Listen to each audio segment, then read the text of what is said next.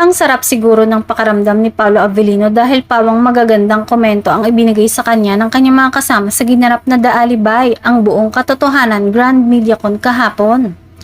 Tinanong ang mga naka-eksena niya sa serye at isa ang young actor at showbiz royalty na si Robbie Jaworski na nagsabing masarap daw katrabaho si Paolo.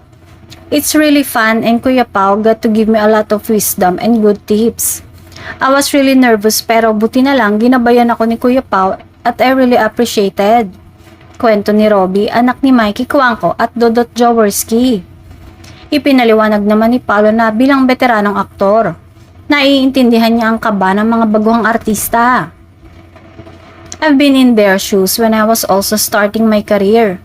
Kaya sinabi ko sa sarili ko na kapag may ka-eksena ako na actors, especially new ones, I always have the patience to give them time to study their role para hindi sila kabahan.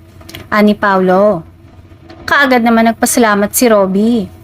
Hindi lang si Robbie ang nagpuri kay Paolo. Ibinahagi rin ng ilang production staff na siya ay mabait, professional at laging positibo sa set. Pinuri din siya ni Rafael Rosel na gumaganap bilang kapatid niya sa serye at sinabi, "Ako po si Matthew Cabrera, ang ever so loving and supportive and non-envious brother ni Paolo Avellino."